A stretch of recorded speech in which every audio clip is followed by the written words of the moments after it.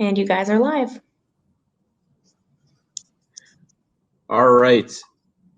Good afternoon, everyone. Welcome to our third day of our virtual EDI Summit. Mike Skelton from the Greater Manchester Chamber here. Really appreciate everyone coming back and joining us for another session today. We've got a great one today, and we're really fortunate to have Airport Director Ted Kitchens of Manchester Boston Regional Airport, who I'll introduce and throw it over to in a moment.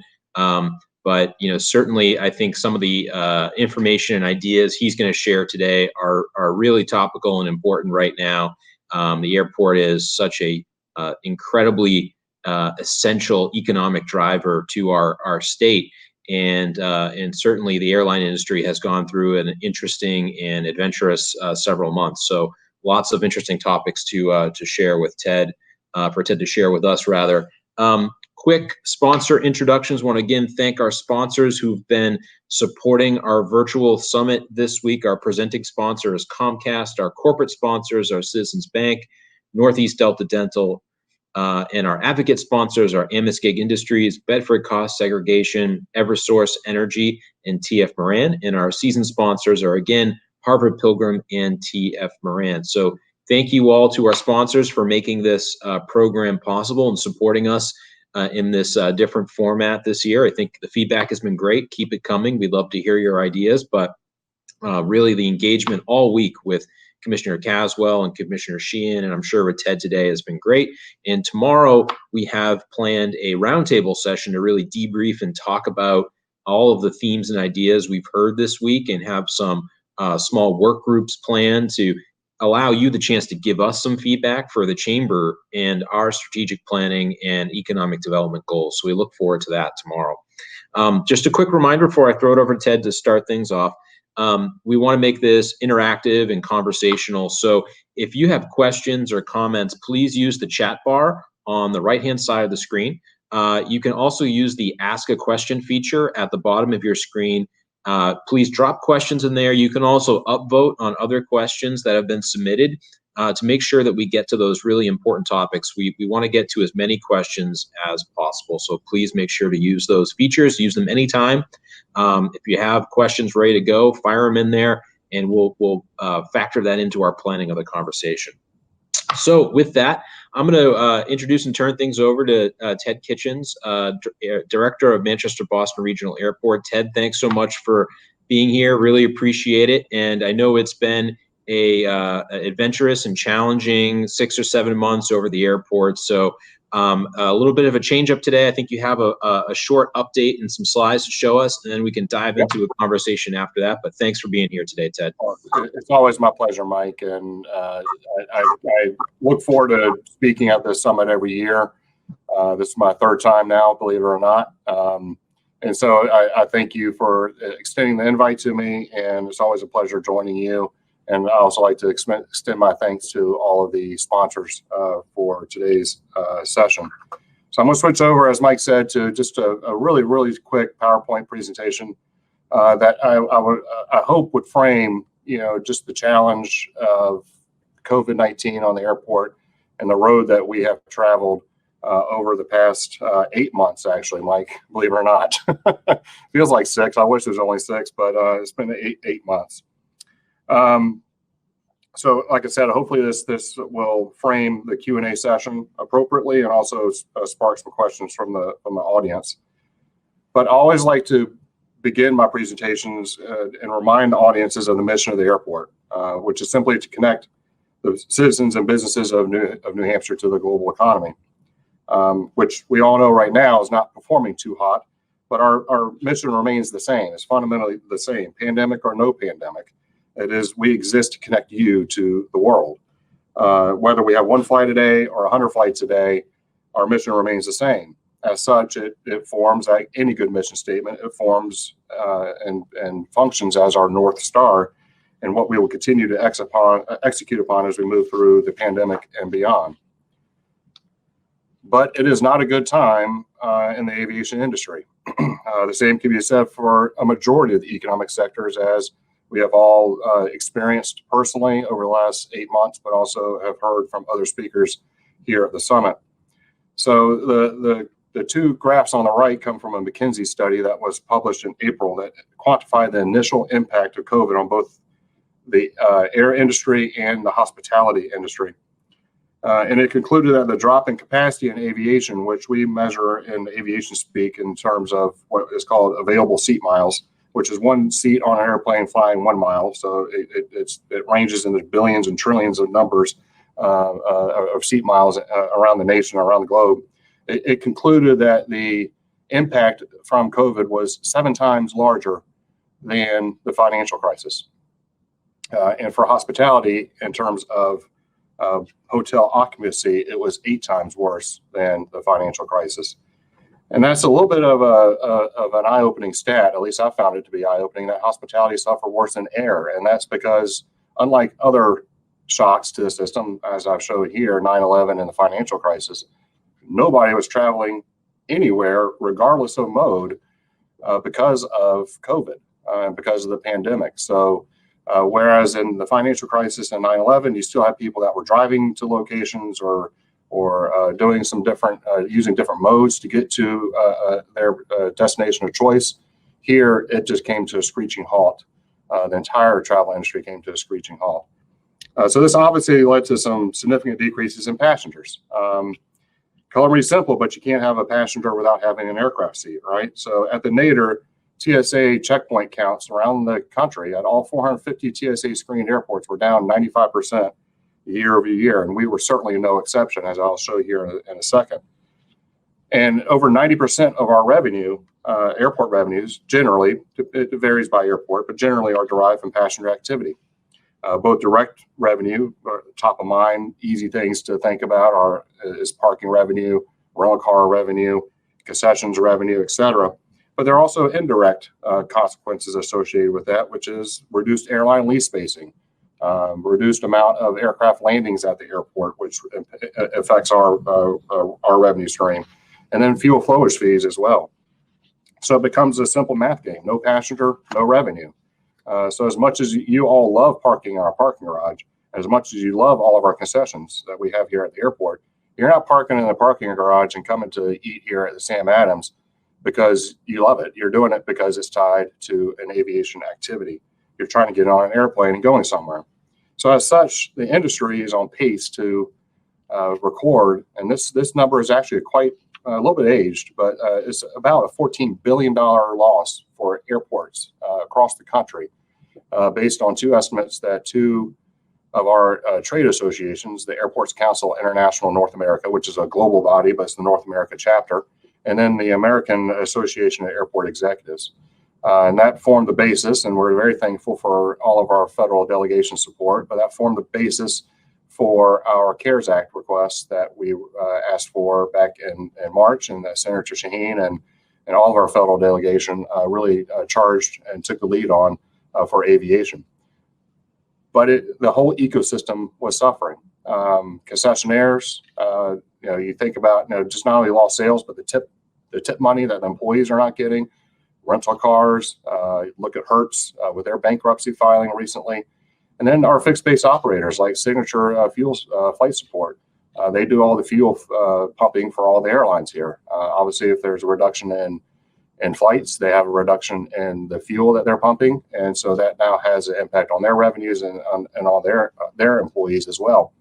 So this was an entire ecosystem impact to aviation. And those sectors were left behind in that first part of the CARES Act monies. And the second CARES Act, the second stimulus bill, the one that was not allowed, we couldn't get to a conclusion through the Congress here right before the election, was certainly designed to help offset some of those other sectors. So this was our path. I think everybody can spot where the pandemic occurred, but this charts year-over-year change in security checkpoint at Manchester, which is in the red line, Boston, which is in the dark gray circles, Providence, which is the light gray circles, and then the yellow squares, if people can see that, is the U.S. average. So for all 450 federal checkpoints in the United States. And this charts from March 1 on the upper left-hand corner all the way to December 31st. So we're building this graph every day as it goes along. There are several things I want point out in this graph several trends. First is that within the span of 5 weeks, we went from a very strong first 2 months of the year. Remember, I was extremely optimistic about 2020 and what that was going to bring to the airport. But we had a very strong January and February, driven largely by the First in the Nation primary, which, yes, that did occur this year, although it seems like it was several years ago.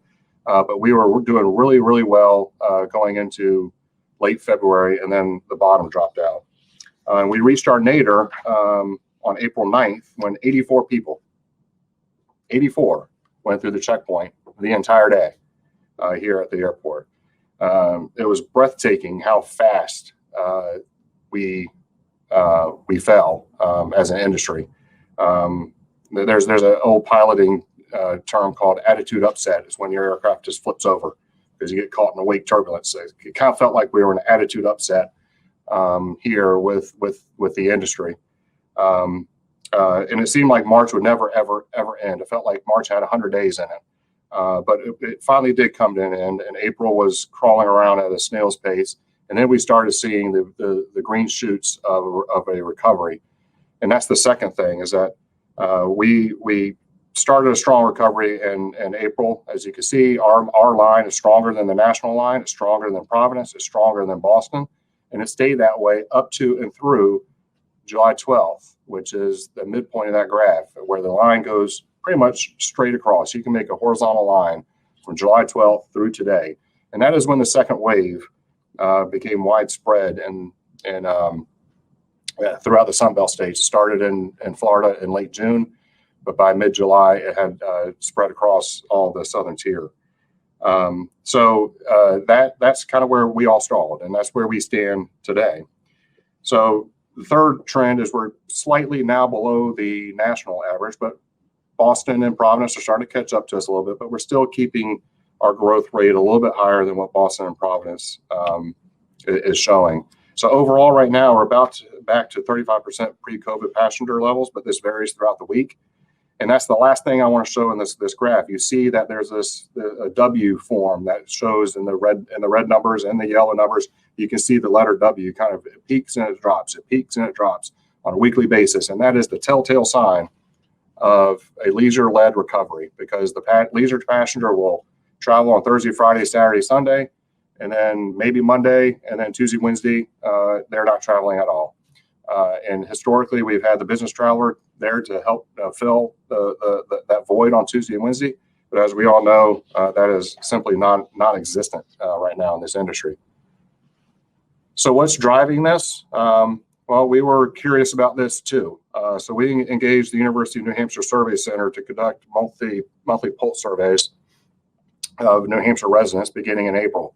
I knew right at the beginning that I needed to capture this point in time of the entire industry being at this point of negative 95%. I kind of liken it to my team that pretend you're an astronomer and you're looking through your telescope and you see a supernova. You don't wonder if your counterpart on the other side of the world is taking measurements. You start taking measurements immediately because you have a once in a lifetime opportunity to start gathering data that really means something, that can really point and paint your market in a way that is perhaps not available at any other time. So one of the things that we wanted to see was, knowing what we know about community spread, are New Hampshire residents more likely to use smaller, less crowded airports or larger, more crowded airports when scheduling trip by air in the future? And as you can see, we've got about 7 survey waves that have been completed. And that blue line is what I want to draw your attention to. That is the percentage of residents that say that they're more likely to use less crowded, smaller airports. And you can see that black line on the bottom are the ones, I don't know who the 1% is, but there are some that are out there that really want to go to Logan throughout this, after the post-pandemic, after we get past the pandemic. But you can see that the last 2 survey waves may start to show a shift in public thinking. Now that we're in that prime booking window for holidays, now that people are really starting to think about that next trip, we believe that the residents and that consumer is now starting to think through what size airport they want to use, and it's now starting to enter into their decision-making process. And we know that because you see a corresponding decrease in the green line, which are those that say, I do not know or I'm not sure, as well as a decrease in the orange line or the brown line at the top, which says that it makes no difference in their airport of choice. So we could be seeing an attitudinal shift here a little bit in the consumer. So it'll be interesting to see what November and December survey waves look like going forward. But we think that it's a combination of that and this, which is urban flight is happening. It is occurring, and it presents a unique opportunity for the region. I have to thank two people for pointing me to this group called the Warren Group out of Boston. So Bob Quinn with New Hampshire Association of Realtors, and unbeknownst to him, but Dean Kristen with New Hampshire Housing Finance Authority, who sourced the Warren Group in a recent study on the housing market in New Hampshire. But it just looked at 2020, and a data point's a data point. You got to draw a line. So I went back and talked to the Warren Group and said, I need 3 years worth of data. And I wanted to compare 2020 versus 2019 versus 2018 versus 2017 to see if we really are seeing a shift in out-of-state purchasers. And the graph on the right is showing that, yes, we are seeing a shift, at least when it comes to residential property, because they gave me every single property type there is imaginable in New Hampshire. But you can see Massachusetts buyers, so regardless of where they're coming from in Massachusetts, is up 10.1% year over year. The urban core, which I define as inside the 128 loop, so you can see some cities there on that last bullet point. Boston itself, of course, Somerville, Cambridge, Salem, Woburn, Arlington, Peabody, Medford, all those areas are up 31% year over year.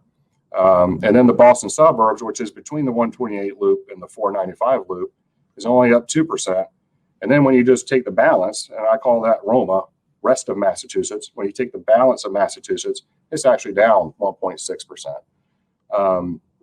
So there is certainly a shift from the urban core out into New Hampshire. And it's not just here in the southern part of New Hampshire, as we heard from Commissioner Caswell on Monday. They're going to the Lakes region. They're going up to Grafton. They're going up to Cohos County. They're going beyond the Rockingham, Hillsborough, and Cheshire County. They're heading to the northern counties.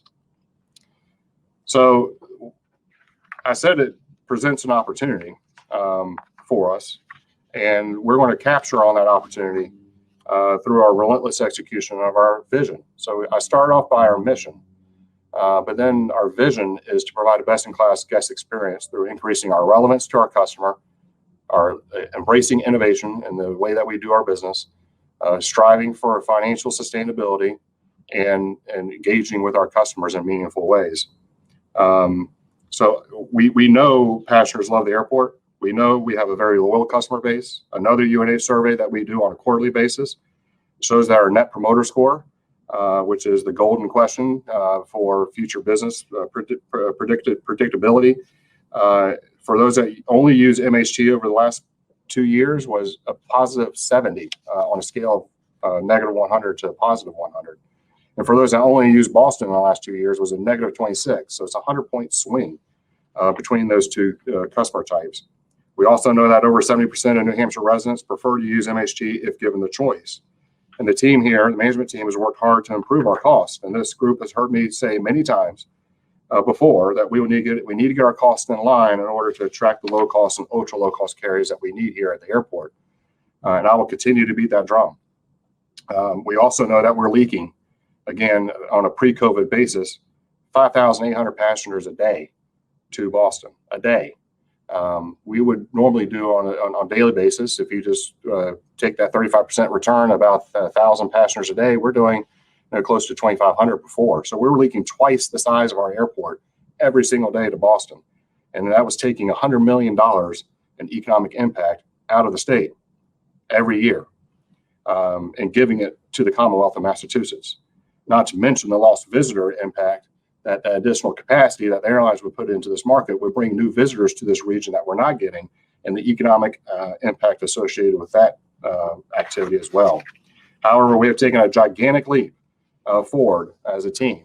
We closed on a $22 million restructuring of our debt in March. In the middle of that free fall, we closed on a $22 million restructuring of our debt that removed $9 million of annual debt service off of our operating budget for this year. This is going to reduce our airline operating costs by 30% over the next 2 fiscal years. And if I have a say in it, it's going to remain at that level going forward, as this is a legal restructuring of the debt. All that's just say that we're moving forward, and while COVID has certainly slowed our progress, we're continuing to till the soil here at the airport. And Einstein said, in the midst of every crisis lies opportunities. So we're tilling the soil here. We're putting fertilizer down so that when we come out and we're all cleared to travel again, we can thrive in the post-pandemic world. So that's all I have, Mike. Hopefully that's going to spark some questions here. Well, thank you, Ted. That's a really great overview, and I think gives us a lot of different ideas and themes to probe. So let's open it up for questions. If you have a question, please drop it in the chat. Use the Ask a Question feature. I see a couple already that I'll get out and just get to in just a moment. Ted, I want to start with just a general question. I think you shared with me it's one you probably get asked daily. But in the COVID-19 era that we're in right now, that hopefully we're going to be coming out of in 2021, but is it safe to fly? And obviously the airlines have responded in a big way. They aren't operating the same way that they were operating in January or February this year. There's been a lot of adaptation. What has that meant in terms of changing the safety around flying in the environment that we're in right now? Well, I think you go to exactly the point you just made. No matter what we all think or believe the airline should do or should not do, are they doing enough? Are they not doing enough? They're doing something different than they were doing last year. And we were all willing to jump on an airplane to go visit Cancun or wherever we were heading without even thinking about, is it safe on board the airplane? Certainly aviation has always been the safest mode of travel. And the airlines, again, regardless of where you think they should be on the continuum of cleaning of the aircraft, they're doing more than they were last year. So yes, it is safe to fly on an airplane. We've all heard or read in the newspapers the Harvard study and the DoD study, and then IATA, which is the International Association of Air Transport Association, which is the international body for the airlines, came out with a stat recently that there were only 44 potential cases of COVID transmission linked to air travel out of 1.2 billion people that have flown in 2020. Even if that's off by a factor of, 90%, that is still a very, very, very, very low potential exposure. And most of those cases, IATA said, were recorded before the airlines started with the enhanced cleaning or with the mask mandate on board the airplanes. So it is safe as long as we all do what we need to do. And I think that's one thing that gets lost in all this, is that if Ted takes care of Ted, Mike takes care of Mike, and everybody takes care of themselves, then the collective is going to be fine. But it starts with you as an individual. So if you wear your mask and you put your earbuds in and listen to your music, wash your hands, and sit along for the ride, you're going to be fine. The HEPA filters have been around for a long time on board the airplanes. I do give a lot of grief to the airlines whenever I do talk to some of my friends there, that they do not educate the consumer, right? I mean, aviation has always kind of had that negative stigma that I get sick on board the airplanes, right? And that's can be debated. There could be many reasons why you get sick on an airplane. You're traveling multiple time zones, you're staying up late, you're meeting new people. I mean, there are many different reasons that you could be immunocompromised when you're traveling. But the airlines could have taken at any moment, any of their in-flight magazines, just take 2 pages out of it. I don't know, last January, 2 Januaries ago, 3 January, and say, hey, are you curious about how the air on board the airplane is cleaned? Well, let me introduce you to, the HEPA filter system, and explain educate the consumer. outside of a pandemic, this is how we take care of you on board the airplane, instead of trying to communicate that in the middle of a pandemic, because it kind of rings hollow to the consumer. So the onboard air is clean. It always has been clean. And of course, the airlines are doing more today than they were, back even in January. And that just serves to improve the safety margin. So we have a few questions. Let's dive right into them. The first is, Ted, the question is how you've spoken in the past that one of the concerns around buses going to Logan and how the state subsidizes that service. And the question from this audience member is, what steps could individuals take, or are you taking to change that? And I guess, and also just an update on that conversation. Has anything shifted in that space over the past year? Not much has shifted. I mean, like the past 8 months have been pretty much trying to hold on to what we have, right? But I think, personally,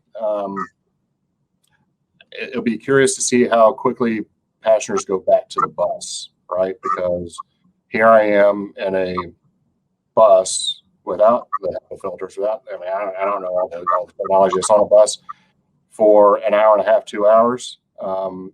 And I think there may be a little bit of a slower uptake in getting back into the buses heading down to Logan. But it is certainly on our radar to try to change that and have at least the state buses that we do subsidize stop at Manchester first. Color me simple, like I said earlier. I would think that we would want to support our state airport first, and then head down to Logan. So that is certainly a conversation that we will have at the appropriate time. We were getting ready for it, but then all this happened, and I think, but it's given us some time to quantify what that lost economic impact is. Because if you can say to the general court that this is costing the state $100 million, $200 million in economic impact, and we're writing a check on top of that, then that's a little bit more of a compelling argument than you can make without that information. So we've taken this opportunity to get ourselves a little bit wiser and developing a compelling argument to make to the folks that need to make that decision. Well, keep us posted on that, Ted, because I think that's one where the business community can and should play a role in helping to amplify that message. All right, so let's get to a few other questions here. Ted, you've talked about this in the past about nonstop flights, and the question is around how clearly consumers would appreciate and value nonstop flights, and if there were more nonstop flights available, they would be more inclined to fly out of Manchester more often. And I know you've messaged this and talked about this, about how it's important we do the math on what that nonstop flight is when you factor in a commute somewhere else. So you want to, for this audience, again, kind of make your pitch on that, and then also what you see as, is COVID going to impact availability of nonstop flights further? Is it going to accelerate that trend? How do you see that playing out? Sure. And again, I'll go back to BC before coronavirus. But before coronavirus, absolutely. We had nonstop or one-stop service to over 180 destinations around the globe, with over half of those having a stop less than 90 minutes at your connecting point. And part of the messaging that you referenced, Mike, and for the audience, is that if you think about how long it took you to get to Logan and get to park the car or take the bus, and then get through the checkpoint and check in and then get through the checkpoint, chances are you're spending more than 90 minutes to get to your gate. So if you did the math and you valued your time equally to the perceived nonstop flight that you're getting out of Boston, because we argue that your first stop or your first flight is really in your car, or the bus is getting to Logan, then we could have had you into your destination and then potentially onto your connecting flight by the time that you're getting on board the flight at Boston. So you're actually doing yourself a disservice. And the airlines know, they see that they're banking on the fact that you're going to come down to Boston. There's an old adage in aviation that highway is the cheapest form of fee for an airline because they're not paying for it. You're getting in your car or buying your bus ticket and you're incurring that cost instead of them incurring the cost flying into the local airport. But last time I checked, highways go both ways. So what was true for Boston is equally true from Boston to Manchester. And that's what we had back in the early 2000s. We had a lot of flow out of Massachusetts into Manchester because it was easier for people in Lowell and Lawrence and Methuen and Haverhill to get up here than it was for them to get down into Logan. So as long as the airlines are seeing, because you give them your zip code, you give them your address, you give them everything, all the personally identifiable information that is sacrosanct to all of us, we give that to the airlines every day or every time that we buy a ticket. As long as they see that flow, they're going to sit back in Boston and just accept the market. So we have to be the change we want to see in the world. And in order for us to have more flights, we have to do a better job of supporting the local airport. It begins with the individual consumer's decisions. And then I can start selling the market. But as long as, if I go in there and say, yeah, we have 2,500 passengers a day, and they're looking at their magic box and they're seeing 5,800 of us hitting the highway every day to be in Boston, where would you put your $100 million asset? You'll put it down in Logan every day and twice on Sunday. So your second part of that question is perhaps even a longer answer, so I do apologize. Will COVID affect flights? Yes, I think it will. I think it has to. And again, I go back to the inability of Congress to come to a conclusion on the payroll support program for the airlines. When that expired on September 30th, you saw headlines about, American furloughing 19,000 workers and United furloughing 16,000 workers. But when you take up all the employee actions, and that was just involuntary separations, those numbers. But when you take in the early outs, when you take in the voluntary separations, when you add up all those, you're well over 100,000 employees of a 500,000 employee strong industry for the airlines. So you're losing 20% of your workforce. We just had a 20% RIF in aviation, a reduction in force. That's about 12 years worth of employee growth for all the airlines. So we're back to 2008 employee levels at this point. There's just not enough pilots. There are not enough airframe and power plant mechanics. There are not enough flight attendants. There are not enough customer service agents to fly all the points that they had on the map in 2019. And when our team got together and started thinking about the future back in April, when we were down to 84 people, you have time to think about these things. We were hoping that a vaccine would get us back to 0%, right? Back to 100% growth, a 0% loss. But we debated long and hard as a team that maybe we don't get back to 100%. Maybe there's a downward shift of the demand curve, 10, 15, 20%. And I hate to think that we may be right on that because, again, we allowed 20% of the workforce to leave because the two parties couldn't come to an agreement on a number or even carving that out to keep those employees employed. So I think there has to be a shrinkage in the industry. And that means fewer options, fewer connectivities into hubs, and fewer flight options for airports the size of Manchester. I hope I'm wrong. I pray that I'm wrong, but it could be tough going forward. Well, I think it's interesting, and it jives with some of the other things we've been talking about with our speakers this week, that there are long-term trends that are being shaped out of COVID-19 that we don't quite know what they are yet. And I want to get to that in a moment. And actually kind of a related trend that a question that came in that I think is interesting is that we've seen a huge uptick in online purchasing behavior during the pandemic. I feel like the Skelton household alone is contributing to a big part of that because the Amazon truck seems to be at our front door every day. And I'm sure that's the same for a lot of households, or whether you're ordering your groceries or what's happening. And so those are some consumer behaviors that are likely there's going to be some permanency to them. Has that had an impact on cargo coming in and out of the airport? Absolutely. And I know the cargo business has been just a huge growth sector for the airport in the last few years. It has, and we're up. Last year was a record year in cargo, close to 200 million pounds. We're a top 50 airport in the United States when it comes to cargo moved, and I think this year will be well above that. I just saw the numbers year to date a few days ago. I think we're up 8% year over year just through September. So that doesn't include October numbers yet. So yeah, cargo is going through the roof, and we have a very large development that hopefully we'll be able to announce here at some point shortly that could bring additional cargo activities to the airport. And that's a key part of our strategy as an airport as well, to try to reduce the operating costs of the airlines here. As much as we don't like hearing the big UPS taking off at 10:05 in the evening, that UPS and that FedEx aircraft, the 767s, they're driving the landing fees down for Southwest, American, United, and Delta. They're actually subsidizing those rates that the commercial carriers are paying. And that's because the way airports charge landing fees is on a per 1,000 pounds of gross landed weight of the aircraft. So the bigger the airplane, the more you pay. The smaller the aircraft, the less you pay.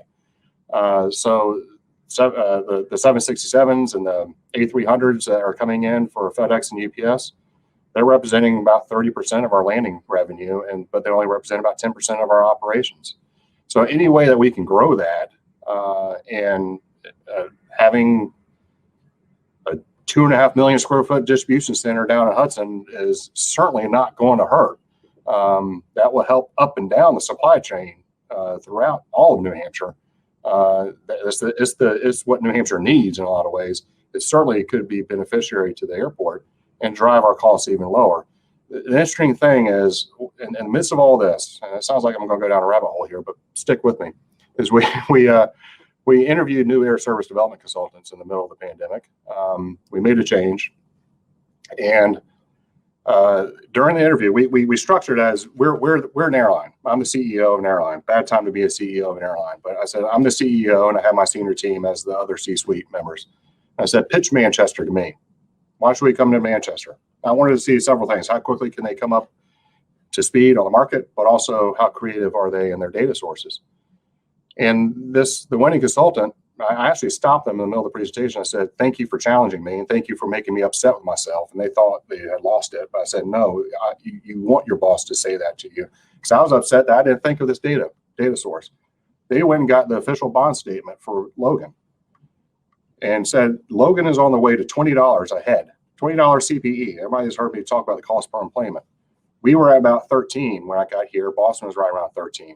But as part of issuing new debt, you have to project what your future costs are. And this, again, is BC, before COVID. They were on their way to 20. We were on our way to 10 through that restructuring. So with the airlines now being able to pull that 737-800 that just pulled up out of my gate or my window here, costing 1/2 the cost of parking here than it would be down at Logan. Now we're giving the airlines a real economic reason to start thinking about the airport, and cargo is going to be a big component of further decreasing those costs and widening that gap between us and Logan going forward. 1 out of every 4 pounds of landed weight at Logan came from international points of origin, which we know is not coming back anytime soon. So right there, right off the bat, they're losing 20% of their landed weight, which means that the landing fee is going to be going up for all those carriers down at Logan. It has to. Then you put on top of that the reduced flying that JetBlue's been doing, and Delta. It's never good to put all your eggs in one basket, and they had it in 2, but that's going to put even more weight or more pressure onto those landing fees and increase the cost for the airlines operating out of Logan. That's a really interesting theme and trend that I think will be worth monitoring coming out of this. The other really interesting trend that we've talked about with Commissioner Caswell and Commissioner Sheehan, I want to get your take on, is here in the business community, remote work overnight became adopted out of necessity across all sorts of industries where it wasn't nearly as common. It was kind of a niche practice that was common in high tech or certain fields, but for so many different businesses and industries, that could go to remote work, they did so really overnight, and now have been kind of optimizing how they do it. What I'm hearing from members across different industries is that there's certainly a return to the mean in terms of like we want to get back in person when it's safe to do so and bring our teams together. But long term, there's going to be more flexibility. People are going to rethink how often they need to be in the office. I'm sure that'll potentially have an impact on business travel and how much they utilize that and where they utilize that. So all to say that the commute to and from work is changing, and kind of I guess a two-part question where the intersection with the airport is: one, the business travel piece and what that could mean, but the other is the opportunity for New Hampshire.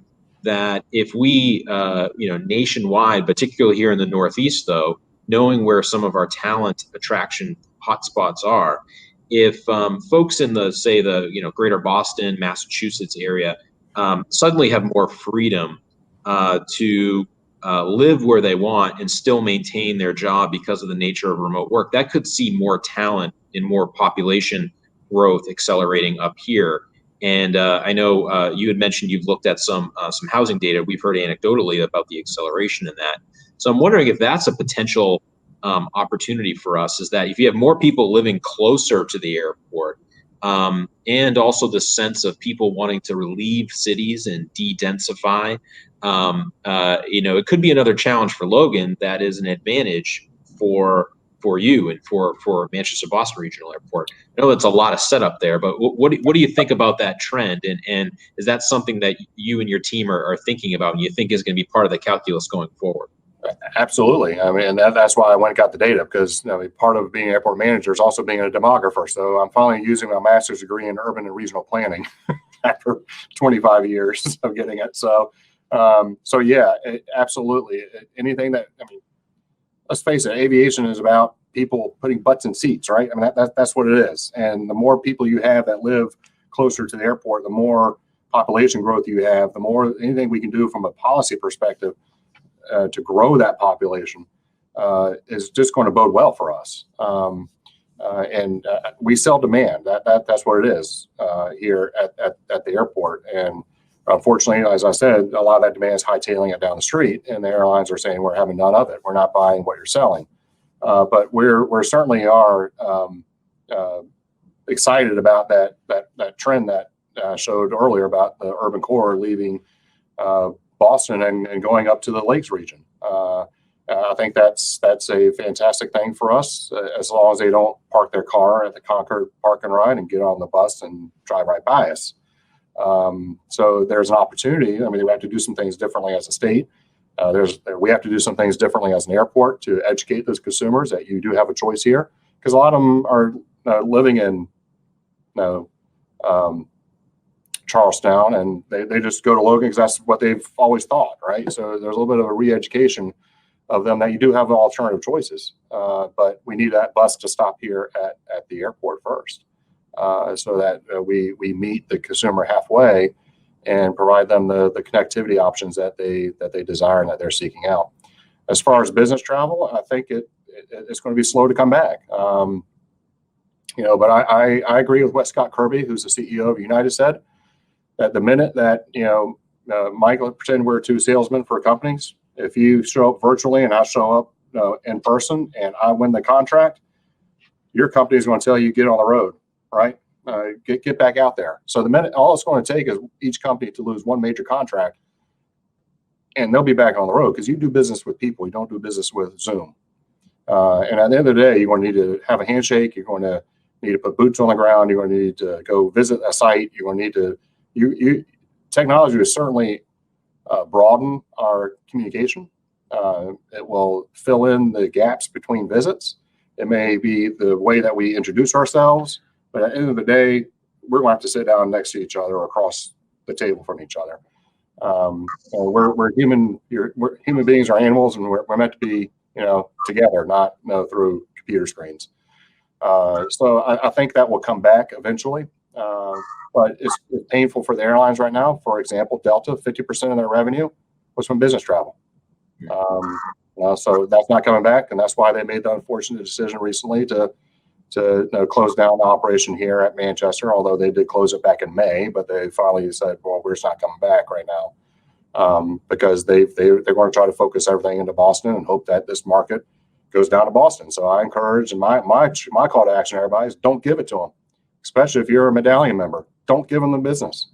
In fact, write them back and say, "I'm leaving. I'm going to go sign up for American Advantage," and that will get their attention if they see people not following what they're wanting you to do, which is to go to Logan. Kind of a flip side of that question. So I think that's really good guidance and thinking around business travel will be slow to come back, but it will come back. But on the other hand, it seems like there's a really good chance that there is pent up demand for leisure travel, and everyone canceled their vacations this year. And potentially that could be, I would think, the recovery boon in 2021, in that once the green light, people feel safe, and hopefully we have a really successful vaccine deployment through the first part of 2021. And could we see a real explosion in that leisure travel that really fuels the industry's recovery to some extent through next year? Because that's the immediate thing that people will act on, that consumers will act on as soon as they feel comfortable. But it's not so much the safety in flying right now. I think, as we covered earlier, isn't the issue. It's that, where am I flying to, and is that safe to go to? Right. And once that's clear, how do you see that leisure travel boom being a driver in 2021? I think the future belongs to the Spirits and the Frontiers and the Allegiants of the world. They're going to be the beneficiaries of this, and the Deltas and the JetBlues and the Uniteds, and to some extent the Southwest of the world, are going to have to reinvent themselves, because you're not going to have that high yielding business passenger to offset the lower yielding leisure traveler. Whereas your ultra low cost carriers and your low cost carriers have a cost structure that is low enough that they can absorb this. I think I think Spirit is going to be the big winner out of this. I mean, quite honestly, I really, really do. They have the youngest fleet in the sky. They have, I think, 40 airplanes on order. They were looking for places to stash their airplanes, and just schedule them just to start getting revenue before COVID hit. So how opportune is it for us to close on that restructuring, to make a significant change in our cost structure, and juxtapose that against the decisions that Logan has been making to increase their cost structure by new capital projects, and then of course through the impacts of COVID. I think it could bode well for us. We just have to be patient and wait our time. Not many carriers right now are in a growth mode. They're still in survival mode. But I think once that happens, and maybe the vaccine is the proverbial plug out of the dam, right? Maybe that gets us to that second stage climb, as we call it. So we climbed a good there in the first part. We leveled off. Now we get to the second climb, and maybe that gets us to -30, -20%, decrease year over year. But that will certainly go to the ultra low cost carriers, because they're going to be the ones that are going to be seeking out those growth opportunities. And I think we've done a really good job as an airport to put ourselves squarely on that map. So we're running up on time, but this has been a really good session, and I really appreciate everyone's engagement, and Ted, for your time.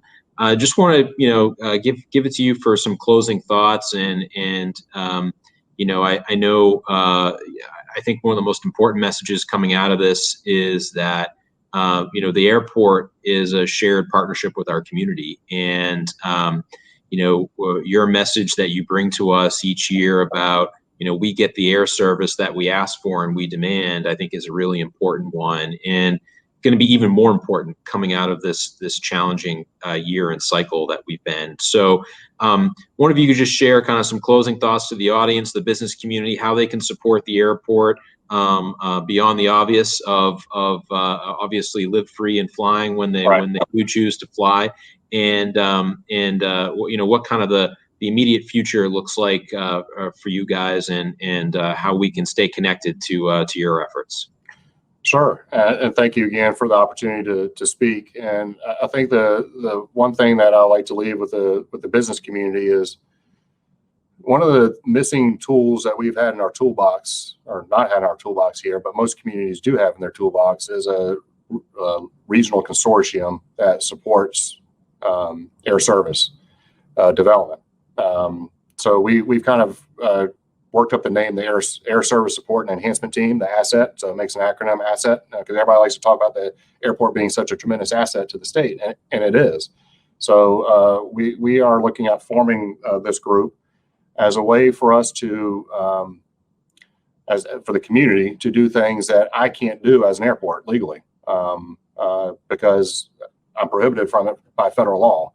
But there's some things that the community can do to help reduce the risk profile. So if you think about it, and I use this, Mike, I think one time in a question and answer, that when we looked at United flying one stop, or one flight, one daily nonstop flight from here to Denver and back, it was going to be a $50 million investment for the airline. Those decisions, they don't take lightly. They don't make them quick, and they certainly don't make them in a pandemic. So because they perceive that as a pretty big risk, right? As any of us would. So how do we reduce that risk profile? Do we give them a minimum revenue guarantee? Do we offset their station startup costs, meaning putting their equipment down in the ticket counters, buying the ground service equipment that services the aircraft? Are there ways that we can come together as a community to help provide them some incentives or some subsidies? And I can't do that as an airport. I can't do subsidies. I can do incentives all day long, but I can't subsidize, but the community can. So is there an opportunity for us to get a group of businesses together that say, here's $1 million, right? And we're going to offer that to you as a minimum revenue guarantee. And we do a true up every 6 months or every year. And we balance out the sheet and say, okay, well, we owe you $200,000 here. We write a check from that account. So there are opportunities like that. And there's also opportunities to use that money to go get federal money that's available to the airports through something called the Small Community Air Service Development Grant Program, which is administered by the US DOT. I think New Hampshire in the last 30 years has gotten a grand total of 2 grants since that program was developed and administered by the DOT. So we can use that money to go leverage and get millions of dollars in federal grant money as well that can be used to help offset that risk profile. So we're going to be looking at starting that here shortly because we think we need to have that in order to play in this post-pandemic world where there's going to be fewer airplanes, fewer pilots flying around, and we need to have that in order to raise the profile of the airport in the minds of the airlines. And I think what you can do individually, of course, as we always say, is just live free and fly, and fly Manchester. Don't hit the road. Don't go to Boston. Support your local airport, and the more we can stop that leakage that's heading down to Logan, the more likely the airlines will start looking at this as its own market and not just an extension of Boston. Well, Ted, thank you so much for all the time and knowledge and perspective today. It's been great, and as always, we have learned a lot. I want to thank you and your team for all of your hard work through some pretty challenging times over the past several months. And we look forward to having you back next year. And hopefully we'll be back in person and we can have some eggs and bacon over at the country club before we kick off the day. And but I appreciate you sticking with us during this new format. It's worked really well. And thank you to everyone who has tuned in. It's been great to have to see the audience come back each day for these sessions and follow along attentively, and great questions today as well. I want to thank our sponsors again, Comcast, our presenting sponsor, Citizens Bank, Northeast Delta Dental, Amoskeag Industries, Bedford Cost Segregation, Eversource Energy, TF Moran, and Harbor Pilgrim Healthcare. And just a quick reminder, everyone will get a follow-up regarding our roundtable session tomorrow, where we look forward to engaging with you on some of these ideas. So thanks, everybody. Have a great day. We'll see you again tomorrow. Take care.